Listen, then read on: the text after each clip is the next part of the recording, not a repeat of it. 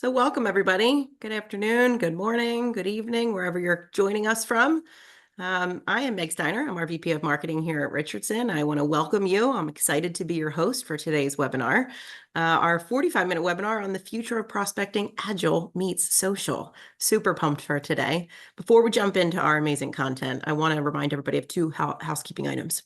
One, we did reserve a few minutes at the end for some Q&A, so feel free to submit your questions as we go along so you don't forget them, and we'll be sure to answer as many as we can at the end of the session. And we're also recording today's session, so we will be sending out the recording along with a copy of the slides. So not to worry, you don't have to take screenshots or take too many notes, and we'll take care of that right after this call. So let's introduce our team for today. First, I'd like to introduce and thank Sarah Doherty, our marketing manager here at Richardson, who's going to be producing our webinar today. And I'm very excited to introduce our speakers. We have Dan Swift, who is CEO of Numentum. Hi, Dan. We have Jen Chauvin, our Vice President of Sales at Richardson. I'm going to let them introduce themselves. They have some fun personal pictures to make this a little bit more human and get us started today. So Jen, I'm going to hand it over to you to get us started. Sounds great. Thanks, Meg.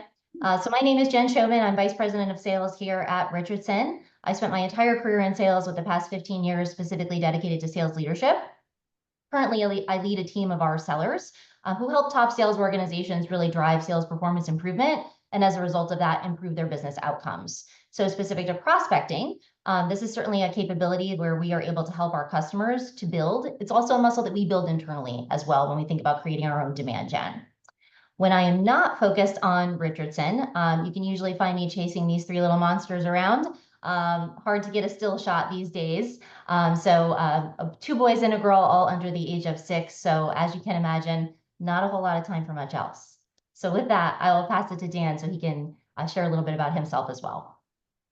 Wonderful. Thank you, Jen. So yeah, this is me. I launched for LinkedIn back in 2012, the social selling business, and LinkedIn Sales Navigator was my little baby before I had 3 of my own real ones. And after LinkedIn, I went over to Sprinkler, which is a social media management tech company, and grew that business out over a 3-year period. And then in January 2018, I asked my lovely wife whether or not I could leave one of the fastest growing software companies in the world and launch a startup while she was pregnant. And God bless her, she said yes. So fast forward 7 years, I am now leading Numentum, and it's been a great journey. And this is my crew. So I have 3 kiddies as well, 9, 6, and 2. This is actually from a year ago. So Halloween this year, we were the Avengers, and I was a depressed Thor, which is on LinkedIn in my feed. You should check it out.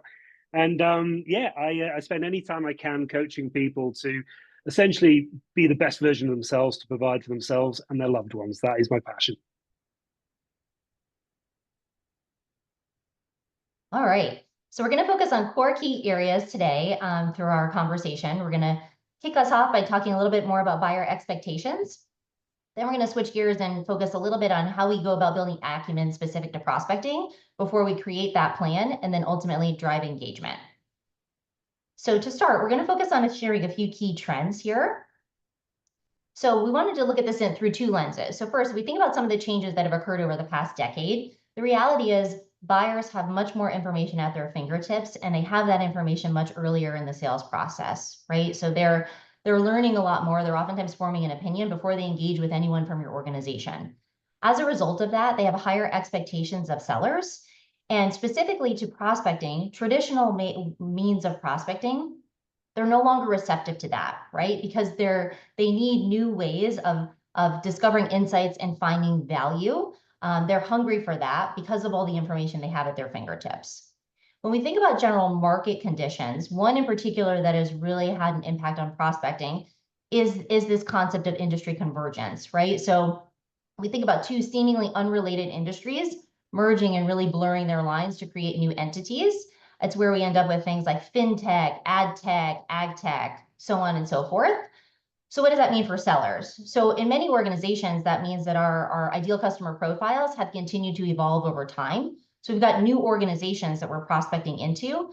Those new organizations have new stakeholders, and they have unique needs and unique pains that we need to be able to address. And we can't wait for the sales process to address that. We have to make sure we're mirroring that in the actual outreach that we're conducting and in the way that we're connecting with them and driving engagement. So we're going to keep all of these trends top of mind as we continue the dialogue today.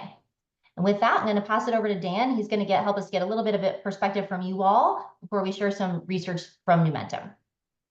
I love it. So the first of our polls for today, you will see it. If you could please participate. I'm fascinated by the answer to this one. So when you're doing your outbound, do you look for introductions to buyers before calling or emailing? Are you looking into your organization for opportunities to get introduced? Do you look into your own network?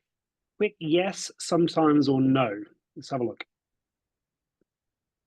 And I believe we have yes, we do, a countdown on this. Poll ended. Let's take a look.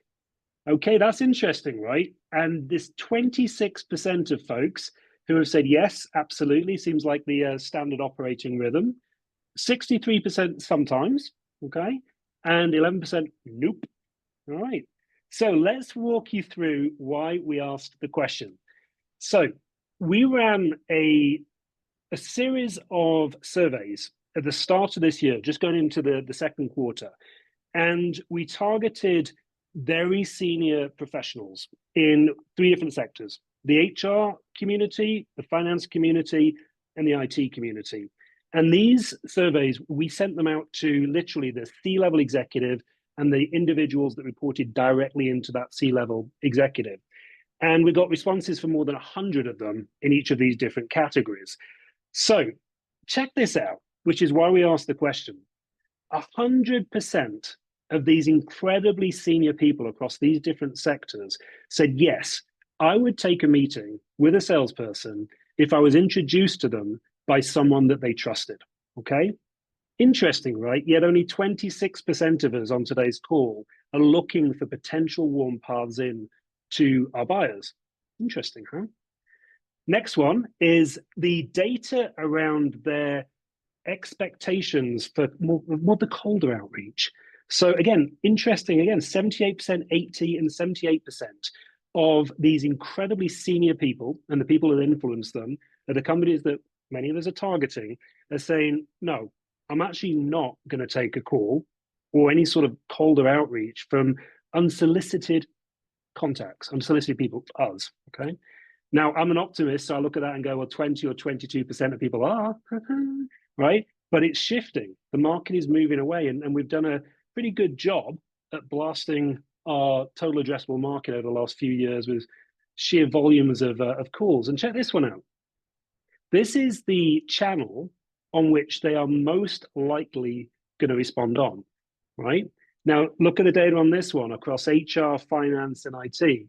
LinkedIn is still, from 2003, when it launched as a platform, still the channel of choice. And we gave them option of LinkedIn, X, still call it Twitter, email, and call. Okay, so still very much LinkedIn. And the final one, and we'll come back to this data point in a little while, 80% of them across all of these different sectors said the same thing. We, as salespeople, have to do a better job at doing research on the company that they're at and them as people, as human beings. So we have to up our game. All right. Thank you for doing the survey. All right. Thanks, Dan. So we're going to also focus on a few guiding principles today as part of our conversation. Those 3 principles are engage to sell, be your own micro marketer, and then challenge this concept of it's a numbers game. So we're going to take a deeper look into each of these. All right, so when we talk about engage to sell, the reality is sellers can't rely solely on lead gen from other sources. Rather, they need to directly create curiosity and nurture their own relationships. And having a strong social presence is one way that they can really do so. Which leads us to the next guiding principle, be your own micro marketer. So rather than being reactive, we want our sellers being proactive and thoughtful in their approach to social engagement and in the value that they can add to their prospects. And then lastly, challenge the numbers game. This really comes down to quality over quantity. Your buyers know if you are sending a mass message that lacks authenticity, it's not a good use of their time, but it's also not a good use of our sellers' time as well, right? So how do we go about doing prospecting in a way that really sets the stage? So Sarah, if you can go to the next slide. What we're going to focus on here is this concept of selling sprints. So we believe that sellers must embrace an agile approach to prospecting. So selling sprints essentially represent how sellers move through the different phases of an opportunity by iteratively preparing, engaging, and advancing for any interaction that they're going to have with a customer or with a prospect. So if we think about prepare, here's where we want to be thinking critically about the upcoming conversation or the outreach that we're going to make. When we're engaging, we're really leading a meaningful and a valuable dialogue, whether that's in person or socially. And then advancing is really important because this is where we're going to take in what we're hearing. We're going to take in changing needs, changing requirements, and we're going to adjust based on what we're learning. So the net of it is that when we're prospecting, we want to be responding to the change into the information that we're hearing versus following a very rigid set plan, which is exactly what an agile approach enables you to do. So let's talk about how we build that a little bit more specific to acumen. So earlier we spoke about acumen relative to market trends. Here we want to focus on more specifics up to the customer or the target themselves. So we know prospects don't want to be sold to, they want to be engaged. And in order to do that, we need to have strong acumen on their business and what's important to them. So what does that mean for sellers? Well, from a mindset perspective, one thing that we really need to remember here is that we're prioritizing engagement over selling anything. We are not at the point of selling right now, and so we need to keep that top of mind, which can be challenging for sellers to do. We need to be deliberate. And maybe most importantly, we need to avoid premature asks because our job is to add value first. So having said that, let's take a look at what customers do value in sellers. So here we're looking at a piece of research that was conducted by Forrester.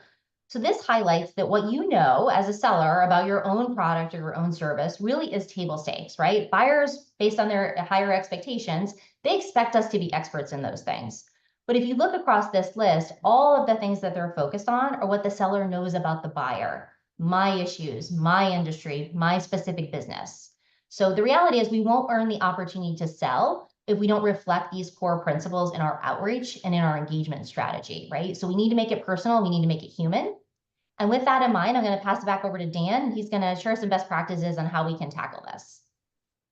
Perfect, thank you. And just staying on this slide for one moment, look at the correlation between the research that we did and 80% of these senior executives and these senior buyers across those three functional areas saying that we need to do a better job at doing our due diligence on the company and them. That's directly correlating to this. And our research was slightly more recent than this one. So it's trending in the wrong direction for us as salespeople, where the expectations are even higher on us in terms of the research that we're doing. I love this. Yeah, if we could hit the next slide. So here's the rub as well. Now, in terms of the prepare stage, is what we can do, but there's also what our buyers are doing on us, right? We've heard the data in terms of them doing their due diligence on us. So very few people, and this is part of our business, very few people think about their presence on LinkedIn in the way in which they could be. So for example, in terms of the, next slide for me. So we've got a poll for you in terms of how are you currently showing up in the buyer's world? So if you could, go have a look at your profile on desktop or on your phone and answer this question. Does your profile currently educate the buyer on how you and your company can help them achieve their business objectives? Okay. Absolutely, Dan. Somewhat? Nope, not really. Not at all. Let's have a look at the results. Give you a few more seconds.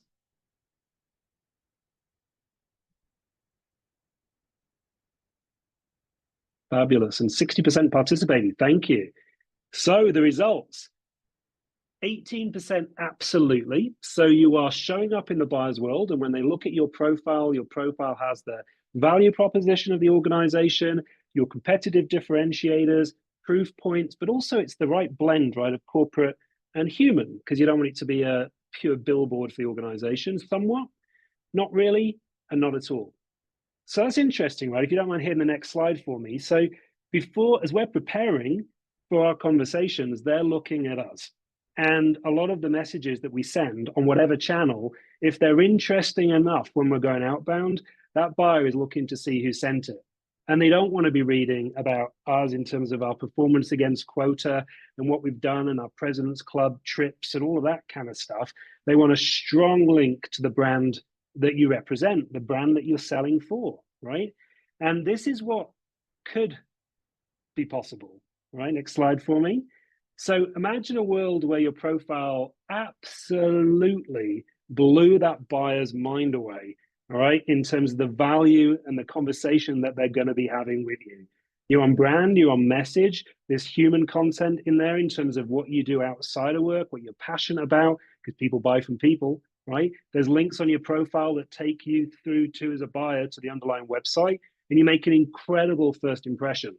You've got to start thinking, we as an industry have to start thinking about, yes, there's work that we can do to prepare for these conversations, but there's things that your buyers are doing, and we have to show up in their world in the best possible way.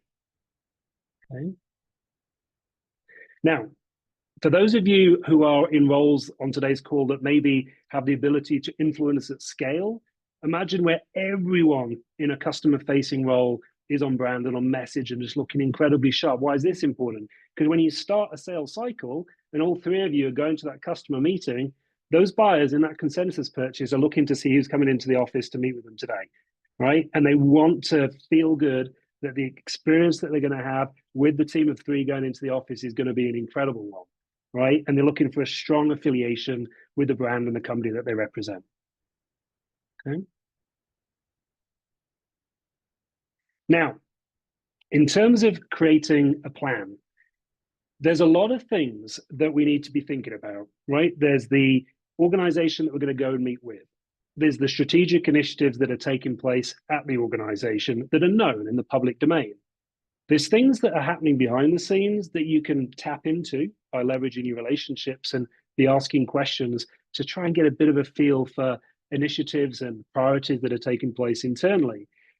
LinkedIn Sales Navigator, my little baby before I had the three real ones I showed you earlier on, it's come such a long way. So I'm assuming that most of you have access to it, either individually or on a corporate basis.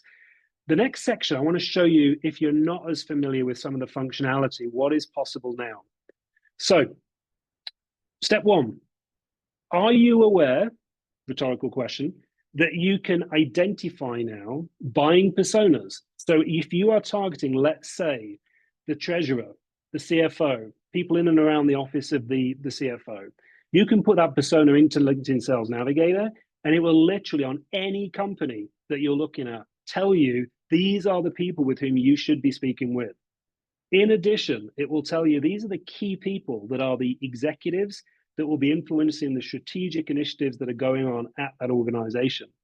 And did you know that you can now create lead lists of all of those people within LinkedIn Sales Navigator and then map everyone's relationships at your organization to the people with whom you're trying to get conversations? And then literally one of the first steps could be, let's look internally. Let's see if someone internally could introduce us to the people that we're trying to get conversations with. And remember, 100% of people at that C level and the level that are reporting into them and the level below that want to and will take conversations with us if we're introduced. Okay. So the whole strategy about building your network out, but that's for another time. And then the final thing with LinkedIn Sales Navigator, think about strategic initiatives. Now, Account IQ is functionality within LinkedIn Sales Navigator. Why do I rave about it so much? Because it generates content that we could be dropping into not only our outreach messages, right, but the conversations that we're having, strategic initiatives that are known, that are in the public domain, known business challenges that we potentially could fix with the products, services, or solutions that we have. And literally, it's feeding you that information, not only here when you look at a page on LinkedIn Sales Navigator, but also in your feed if you're saving those accounts in Sales Navigator. So you're fed literally what you could be talking to them about every single day. Pretty cool. You're welcome. All right, what else we got? Now, engaging. Let's tee this up if we could with the next slide. Now, one of the things that we always think about is, yes, how do the buyers want to be engaged, but also what is the best potential path into that individual? or those individuals in the consensus purchase. Now, if my friend Chris, thank you for letting me use your slide. If I wanted to try and engage, let's say, a compliance officer, right, within a financial services organization, and the data rings true for all the different industries that we've run programs into over the last 7 years. The best way of getting a meeting, right, the best way to engage someone, we talked a little bit about this now, is through relationships. Just because senior executives say yes 100% of the time, I'll take a meeting, the conversion rate through relationships is still only 70%, which is still 69% higher than the industry average of going cold and going cold through calls or emails, right? But it's 70% because there's always room for error. Just because we want to meet with that individual and that individual's happy to meet, it doesn't mean necessarily they're happy to meet straight away. Okay, and there's always room for error in terms of how the process is executed on. The middle one, if your buyers are socially active, aka they are posting themselves, there is a way to engage those people, engage with their posts, right? Get onto that individual's radar, get accepted into their networks, and then let's stop doing what many of us are doing, which is the official pitch slap, okay? Let's provide some really helpful content, information maybe from a reputable third party, right? That's going to bring value to that individual.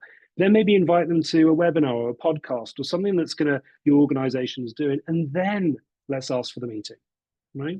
And worst case scenario, remember that data point of 80% of buyers wanting us to do a better job at doing our research. If we can't leverage relationships and they're not socially active and we have to go direct, what are we doing in the messages to show that we've done our due diligence on the company and the person to show up in the buyer's world where they want to have a conversation?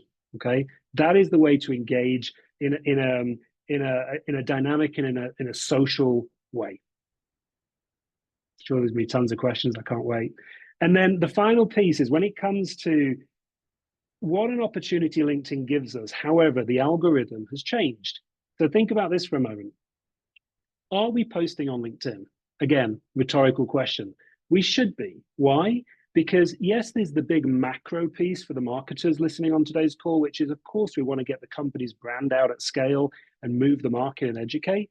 But for the sellers on the call, we post because when you get accepted into the network of someone that we're trying to sell to, right, your posts get pushed into that individual's feed for about 10 days. LinkedIn doesn't publicly say what it is, but it's about 10 days.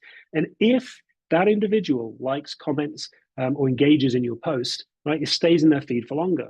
But you know you've got about a 10-day window, right, to influence the very people that we're looking to sell to, right? But if all we do is literally promote the company that we work for and sell for, that gets pretty tired pretty quickly. So there is a strategy behind this, and I'm going to give you a little bit of a hint on what that is. If we could hit the next slide, please. The 50, 40, 10 rule. So 50% of what you think about posting absolutely should be about the company that you sell for, okay?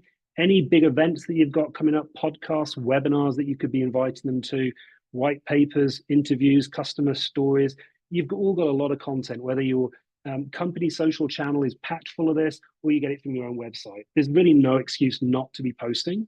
But if all you did was that, you get annoying, right? 40% of what you post should be, what is it that my buyers are likely to be reading themselves? Okay, so imagine a CFO. Go to cfo.com. There is a ton of information there, blogs, etc., that you could just be dropping into your feed. People buy from people. 10% needs to be human. Okay, what are the things that you've done this week that might be of interest? Have you attended events? Have you met with people? What are the things that you're professionally passionate about?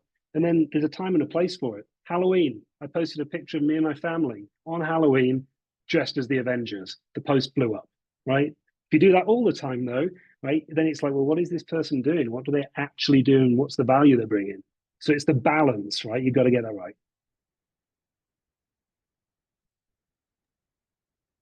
Okay. So obviously Dan shared a lot of great perspective with us in terms of uncovering warm intros and making connections. We certainly recognize that there are also going to be opportunities within your list of target accounts and personas where you may not have the opportunity for a warm introduction. So what do you do if that's the case, right? So here is where we would recommend the use of cadences. And so you may be wondering why should I use a multi-touch approach?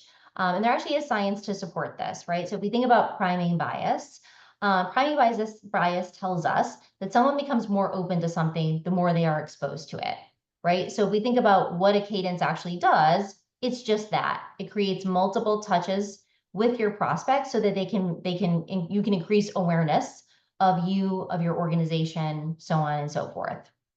So we thought it might be helpful to share some best practices that we've sourced here from SalesLoft, which is an engagement platform that many of you may be using. Actually, Sarah, if you can go back one more.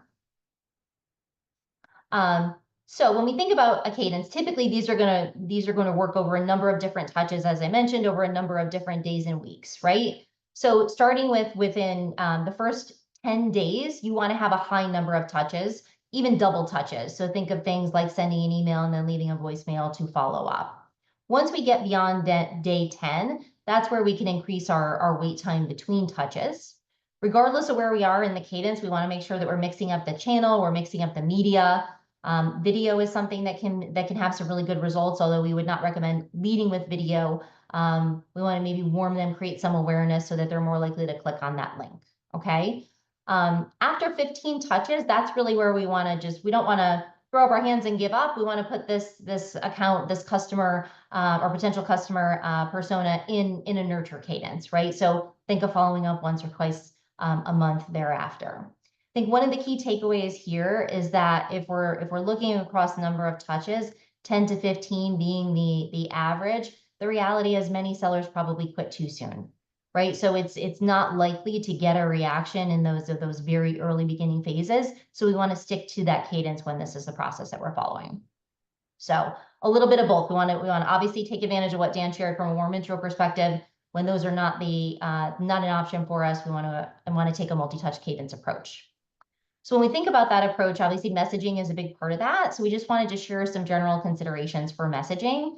So here it's the message, think of the message really as an opportunity for you to differentiate yourself, right? What problem are you helping your target prospect to solve? And how are you going to do it, right? Have you done it for others, right? And what were the results associated with that? So there's a number of different ways that we can tackle this in a message. And in our program, we actually teach a few different formats for structuring the message so that you can both drive value and hit on their pain points. Okay. And having said that, I think hopefully with all the information that we've shared today, you have some best practices now that you can arm yourselves with when we think about engaging and prospecting. And I believe I'm going to pass it over to Meg. Who's going to share a little bit more information about our program. Thanks, Jen. Look at us, right on time, guys. 11:30. That's impressive work there. All righty. So before we get to some Q&A, we have two quick download opportunities for you, I'm going to call them. I want to mention that here at Richardson, we have a sprint prospecting training that equips your sellers with the capabilities to prepare and engage and prospect with target accounts and ultimately create more pipeline. We do that through our Richardson Accelerate Sales Performance platform. So you have your digital learning before you get into a live classroom and spend some time with a facilitator, doing some great role plays. And then obviously we have some sustainment and continuous learning so that they don't forget about it once they leave the classroom. Great measurement and reporting tools on the back end for you enablement and revenue leaders to make sure that, you're getting what you want out of your training. So I'm going to pass it over to Dan. We have QR codes on these slides. We will send you all these materials afterwards as well. But Dan, I'm going to hand it over to you before we get to Q&A. I love it. And I think there's a lot of questions coming in, which is great. So similarly, in terms of getting more information, please use the QR code. We too have the virtual instructor-led training really across 3 different areas, right? The profile piece, showing up in the buyer's world and the way you want to be perceived in the best possible way, and advocating for the organization to influence your buyers. That's brand amplification. Pipeline generation in terms of leveraging social to go get those conversations with the people that matter the most. And then deal progression. You mentioned video, Meg did earlier on, using video to integrate into your sales process to help people retain information and really nurture them through the sales process. And I'd love for folks to connect with me on LinkedIn as well. I've had 4 connection requests. And we've had a meaningful business interaction. So let's connect. Let's have each other in our mutual networks.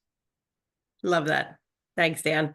Okay, we have a couple of questions that came in privately, and then we have two that just came in. So I'm going to start with the first one that came in that says, do you think it's a good practice to turn your personal LinkedIn profile into the employee salesperson profile, reflecting the company's values, visions, and use it as a sales tool? Or is it better to create a new profile to serve this purpose?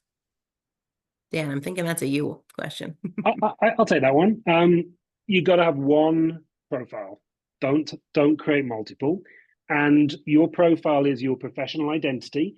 So your profile is intrinsically linked to the company that employs you. Well, that's your professional profile and your personal. Can't separate them. But you can talk about what you care about and your career aspirations and how you help customers achieve their business objectives, what you do outside of work. You can do all of that. And if you've got extracurricular activities or charities that you support, those can be featured content on your profile. So you can absolutely get the right balance, but you shouldn't do one or the other, right? There's one version of you, and that's part of what we teach to make sure the blend is right. Love that. Thanks, Dan. We have another one that came in that you both might want to contribute to. It says, what are your thoughts on sales versus marketing cadence? Should both teams be reaching out in tandem with different cadences, sales first, then marketing, marketing first, then sales? What are your thoughts? Yeah.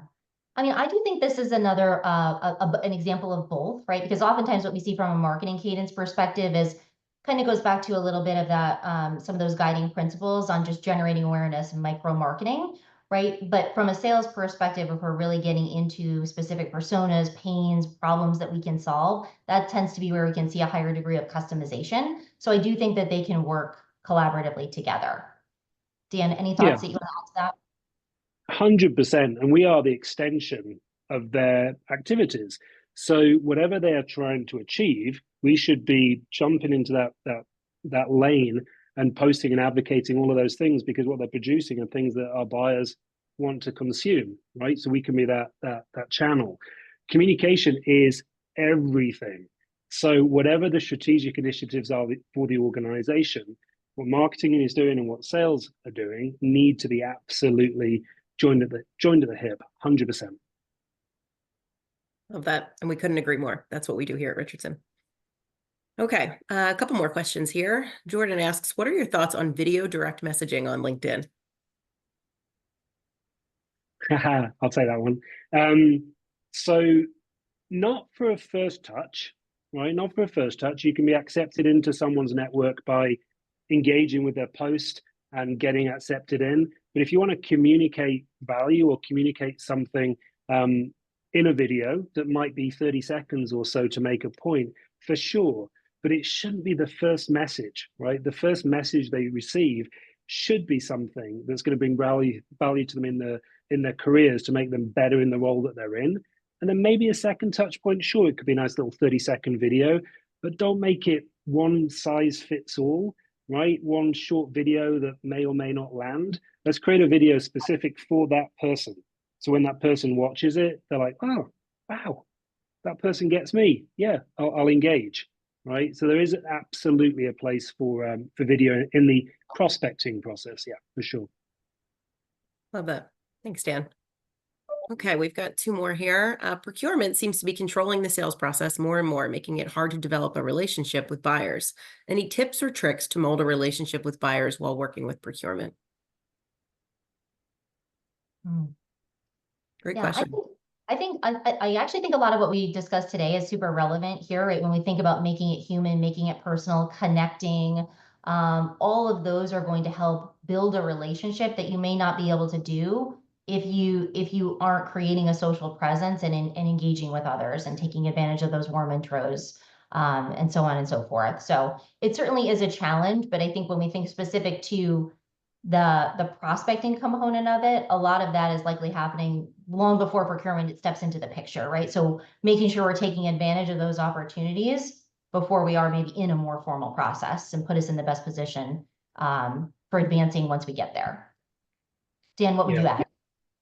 Yeah, absolutely. And the higher up within an organization that we can be at, gives us the opportunity to mold that RFP or that conversation with procurement, or if it is going to become a dollars and cents conversation, if we've got those relationships at that senior level who have agreed that the value that our product, service, or solution is going to bring, and they've agreed that, they will go to bat for you internally and help shape the way in which procurement then engages with us.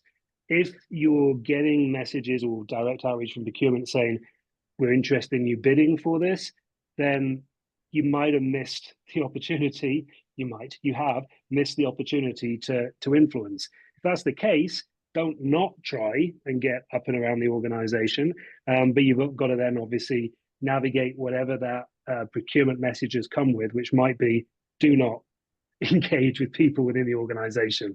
So we've got to get ahead of this as much as we can and really get after it. Go and don't, those senior people, like, I'm human, right? I'm a CEO, but I also have kids, right? And a life. You can engage with them as human beings. Don't be intimidated of them just because they have a C-level title, you know? But you got to look the part. You got to look the part on LinkedIn because they're gonna look at you. Love that. Okay, Dan, I think I know the answer to your this next question, which will be for you. Do you engage, connect socially before implementing a multi-touch plan? Yes. but also throughout, and this is the other thing, because a multi-touch plan involves social, it involves multi-channels, right? Calls, email, absolutely.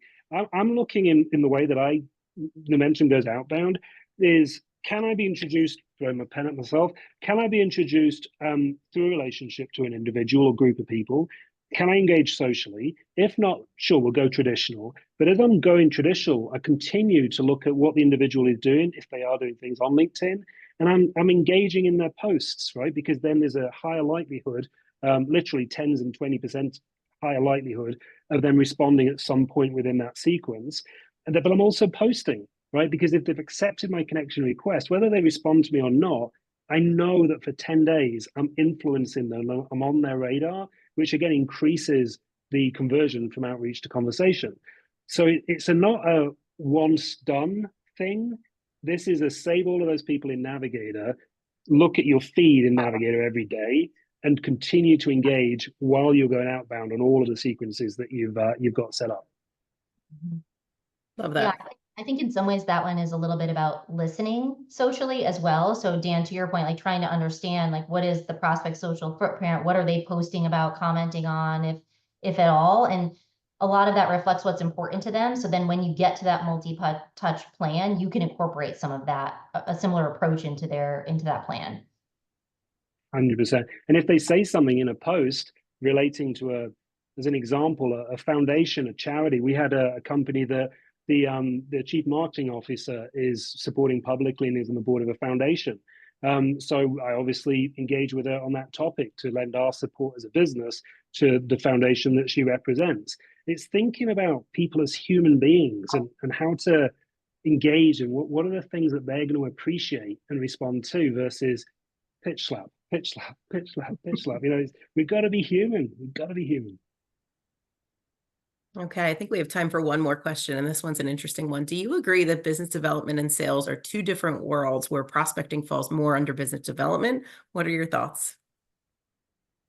I've got an opinion. Jen, do you want to go first or second? Yeah, I think a lot of that depends probably on the structure of your organization. But I would say from a sales perspective, I think it's unless you have a seller who is specific in a role that specifically does not require some degree of business development. I think prospecting, even within existing accounts, is something that happens pretty frequently from a sales perspective. So I don't see them as being one or the other. I see them as being both. Yeah, I agree. And the world is changing. We're going full circle to a point where we as AEs, let's say on today's call, we've got to own our own destiny. And there's only so much that marketing can do. There's only so much that a BDR can do. You've got to own this. You've got to have your strategy. And whether you're compensated to go generate meetings or not, irrelevant.